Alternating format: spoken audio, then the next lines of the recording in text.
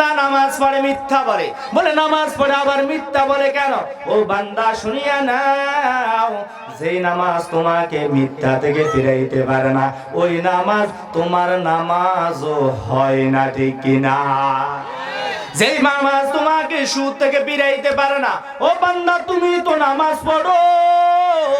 খতিব সাহেব, ইমাম সাহেব যদি বলে ফেলে তুমি কেন নামাজ পড়ো না, এই ভয়ে আমি নামাজ পড়ি, আমার ভিতর আল্লাহর ভয় নাই, লজ্জার কারণে অন্তত আমি মসজিদে আসি, আল্লাহর ভয় আমার ভিতরে নাই। এরে মুসলমান ইমানদার, যদি ইমাম সাহেব বলে ফেলে ও মসজিদের সভাপতি নামাজ পড়েন না কেন, এই পড়েন না কেন বলার কারণে তুমি যদি নামাজ পড়ো, তোমার নামাজ আমার আল্লাহ তাআলার কাছে কোনো দাম নাই, তোমার রোজাও কোনো দাম নাই, তোমার হজ কোনো দাম নাই। কারণ যদি তোমার রোজা আর হজ যদি মানুষকে দেখানোর জন্য হয়, তোমার খয়রাত দান খয়রাত যদি আল্লাহকে খুশি করার জন্য না হয়, যদি বান্দাকে যদি দেখানোর জন্য আর খুশি করানোর জন্য হয়, আমার আল্লাহ কয় ও বান্দা তোমার সব কিছু আমি আল্লাহ গ্রহণ করব না, ঠিক কিনা?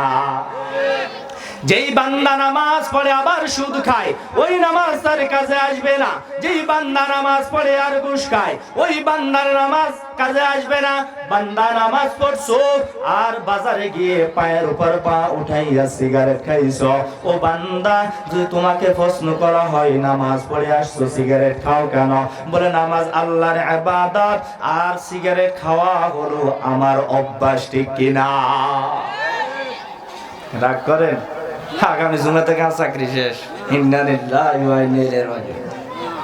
শেষ হয়ে যাবে নি, সমস্যা নাই, নো টেনশন, ডো ভর্তি, কোনো টেনশন নাই। চাকরি একখান যাইলে কোনো লাভ নাই, আর বহুত চাকরি সিরিয়াল ধরে আছে। ওই দিনও দুইজনের নাম্বার নিয়েছে, আর কিছু সিরিয়াল নাই। আল্লাহ, তাহলে নামাজ যদি মানুষকে সুদ থেকে ফিরাইতে পারে না, ওই নামাজ আল্লাহর দরবারে কাজে আসবো নি? কথা কয় না, রাগ করছেন সবাই, কথা কন, কাজে আসবো নি নামাজ? রোজা, হজ, যাকাত কিছুই তো কাজে আসবে না। একমাত্র আল্লাহর জন্য যদি তোমার না হয়, মানুষকে দেখানোর জন্য যদি হয়ে থাকে, আমার আল্লাহ কয় তোমার কোনো আমল আমি আল্লাহর কাছে কবুল হবে না, ঠিক কিনা? এই জন্য একমাত্র আল্লাহকে পাওয়ার উদ্দেশ্যে, আল্লাহকে পাওয়ার জন্য, জাহান্নাম থেকে বাঁচার জন্য, জান্নাত পাওয়ার জন্য একমাত্র আমার আমল হইতে হবে, ঠিক কিনা? আর কোনো আশা করা যাবে না। বাড়ি গাড়ি টাকা পয়সা, টাকাওয়ালার যত টাকা তত টেনশন বেশি, ঠিক কিনা? কথা কয় না।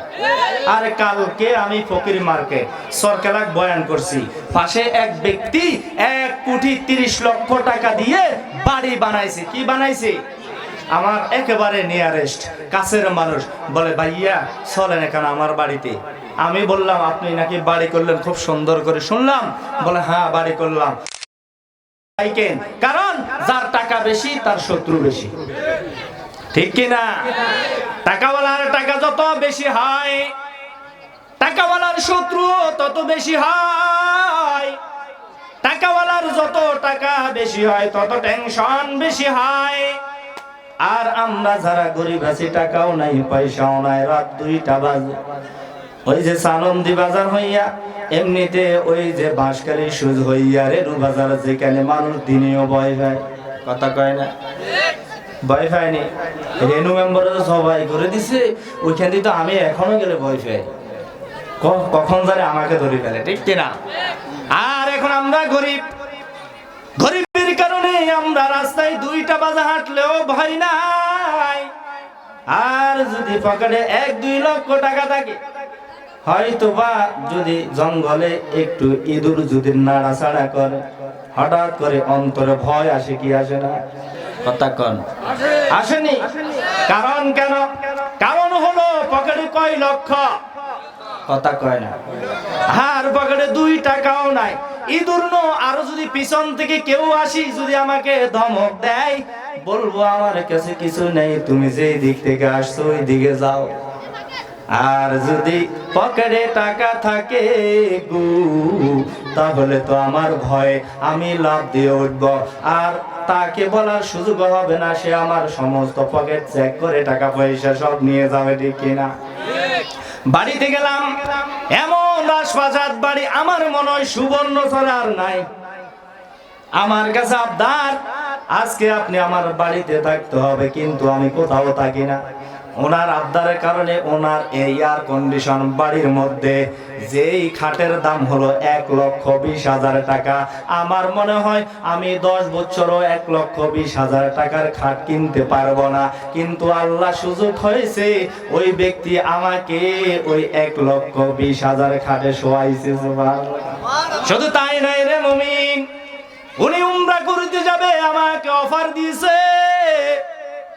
এ মুসলমান, দেখো আল্লাহর কত বান্দা দুনিয়ার জমিনে এখনো আছে। আপনি প্রস্তুতি গ্রহণ করুন, পাসপোর্ট ভিসা সব রেডি করুন, উমরা আমি করাইয়া দিব। সুবহানাল্লাহ। উমরার অফার দিস, চাকরি আর লাগেনি না। মনে বড় আশা আছে যাব মদিনায়। হারান নেই।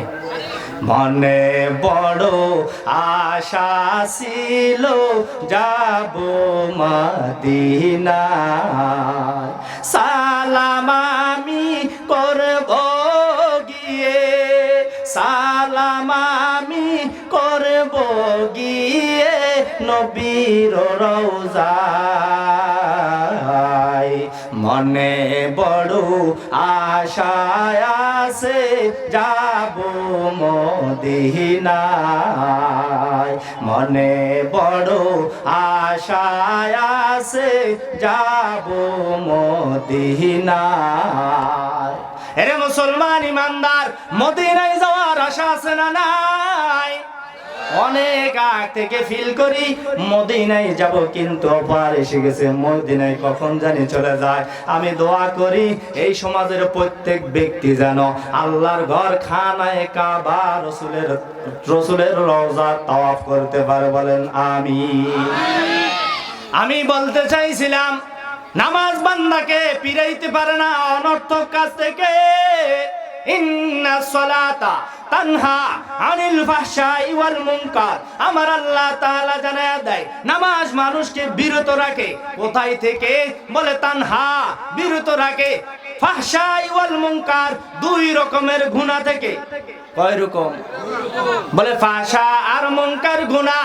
এক নাম্বার গুনাহ হলো যেই গুনাহ বান্দা জেনে জেনে করে, দুই নাম্বার গুনাহ হলো যেটা অজান্তা হয়ে যায়। আমার আল্লাহ কয়, বান্দা তুমি গুনাহ করতে চেয়েছো, সাথে সাথে আমি আল্লাহর কুদরতি পায়ে সেজদার জন্য দাঁড়ায়া দাও। এরে মুসলমান ইমানদার, গুনাহ করার যদি খায়েশ আমার অন্তরে এসে যায়, আর আমি যদি সানন্দী বাজার মসজিদের ভিতরে ঢুকে যাই, মসজিদে ঢুকে দুই নাম্বারই করা যায়নি, কথা কয় না, আর যায় মসজিদের ক্যাশিয়ার মসজিদের টাকা মেরে দেয়, এটা দুই নাম্বারই না, কথা কয় না।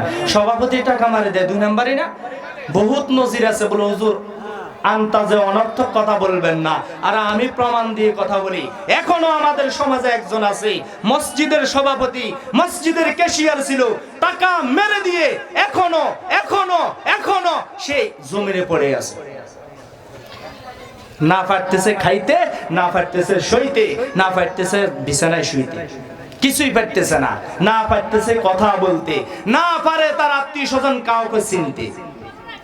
অসংখ্য আছে। একটা নজির আমার এলাকায়, বিশ্বাস না হইলে আপনাকে আমি হাত ধরে নিয়ে যাব আর দেখাইয়া দিব। দেখেন, আর ওই ব্যক্তি এমন এমন জঘন্য কাজ করলো, তার আপন ভাইয়ের জায়গা সে মেরে দিয়েছে।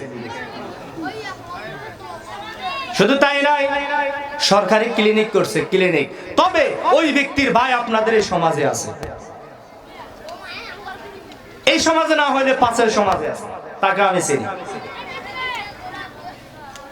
ওই ব্যক্তির সন্তান আমাকে ডাক দিয়ে কয়, হুজুর আমাদের জায়গার মধ্যে, আমাদের জায়গার মধ্যে প্রাথমিক শিক্ষা, অর্থাৎ কি করলো, ওই যে প্রাইমারি স্কুল করলো। আমি বললাম আপনাদের জায়গায় যদি প্রাইমারি স্কুল হয় ওইখানে পড়ালেখা করে যারা মানুষ হবে সব আপনি পাবেন, আপনার জেরা পাবে না। বলে ক্লিনিক করলো, ক্লিনিকের সেবা যারা পাবে আর দোয়া করলে দোয়া আপনাদের আমল নামে আসবে, আপনার জেরার আমল নামে যাবে না। জায়গা যা আমল নামে অন্য মানুষের আমল নামে যাবে, কার আমল নামে আসবে? কিন্তু উনি যে জুলুম করলো, আয-যুলমু যুলুমাতুন ইয়াউমাল কিয়ামা, আর এই জুলুম করার কারণে কিয়ামতের দিন অন্ধকার হইয়া তার সামনে দাঁড়াইবে। সামনে পথ দেখবে না, পথ দেখবে না। কিসের আশায়, কিসের নেশায় সামনের দিকে অগ্রসর হন? কিসের এত বাহাদুরি? টাকার বাহাদুরি না, টাকা এখন আছে তখন নাই। বাড়ি গাড়ির বাহাদুরি না, বাড়ি গাড়ি এখন আছে তখন নাই। আপনারা নিজেরাই তো জ্বলন্ত প্রমাণ। কয়দিন আগে বাড়ি ছিল, এখন বাড়ি নেই। আসেনি? কথা কন না? আরে আরো 10-15 কিলোমিটার দিক ছিল না নদী, এখন